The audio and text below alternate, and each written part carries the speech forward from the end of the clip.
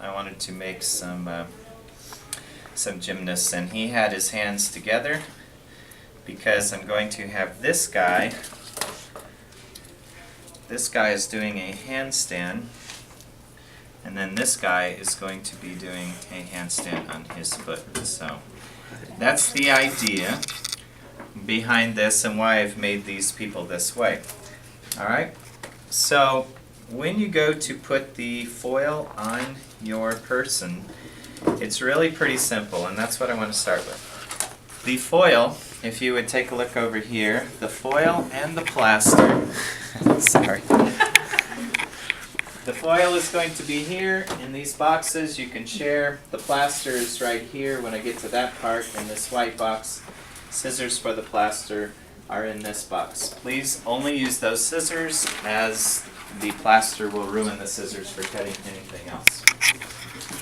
Now, as I get ready to put foil on my next piece, all you need to do is tear off a piece. You don't need your own roll of foil for this, because you're really going to be tearing this into other smaller pieces so that you can simply wrap your people with the foil.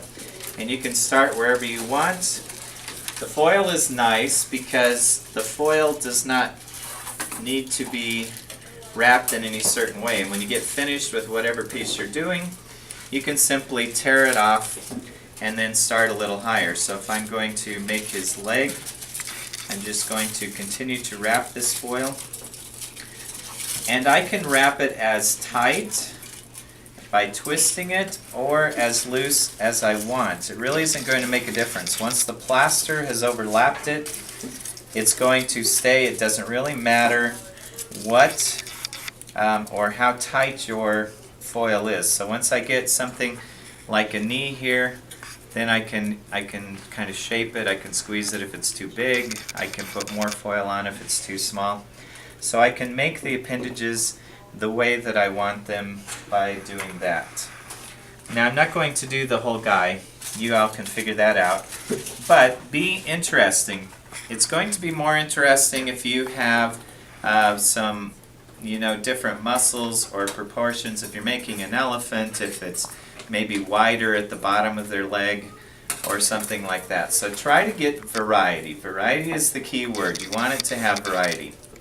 I also did some special things with this. I made more foil for his head so that the head isn't just flat, because I wanted him to have a little more distinct head. I don't have facial features or anything. And I made a thumb on him because, if he's doing a handstand, I figured he'd need that thumb out there for balance. So now, once I have covered the whole thing with foil, I'm ready to wrap it with plaster. Before you start, you also need to get a piece of paper on the table. The plaster will be harder to clean than most things, and I don't want any of it to go down the drain. So you'll just cut the plaster. It comes in long sheets like this. You just want to cut it into 2-inch strips or 1-inch strips or whatever you have. When I'm doing the thumb, I'll probably want to use a real thin strip, maybe as thin as I can find for that little thumb piece. But otherwise, you can take a normal size strip, you just dip it in the water, and then you can start anywhere, and you simply wrap that around your person, and you smooth it out as you go, and try to keep the proportions. So if I want it thinner before the knee, I'm going to squeeze that a little more. As I want the knee to bulge out, I could put more plaster. If I'm not getting the desired effect, I can put a little more plaster around that, make it look a little bulgier. But I'm not really too worried because I'm just giving the general impression of muscles. I'm not really, trying to make this anatomically correct. So I can do this without really worrying too much about how it's going. The one thing I want to do is make sure that I cover the tin foil completely. I do not want to have any places where you can see the foil through the plaster. If I do, however, after it's dried, I can always go back and put more plaster over that. So you can continue to add plaster even once it has dried. Alright?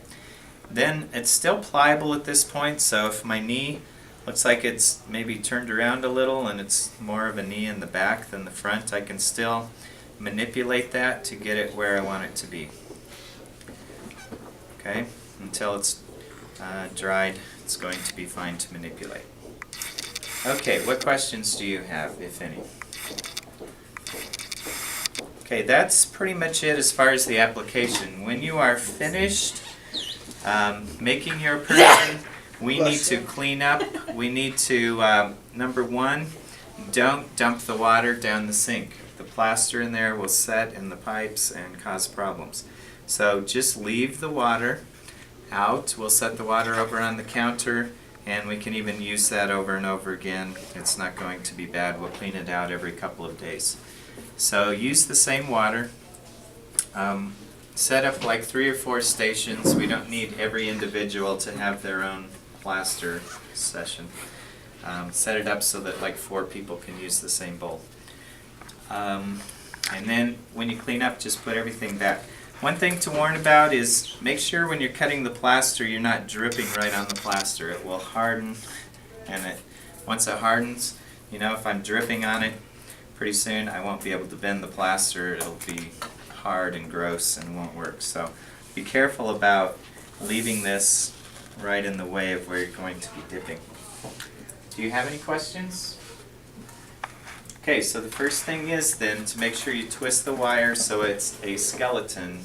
It's the foil where you add the meaty parts or the head or whatever, okay? All right, let's get busy then. Thank you.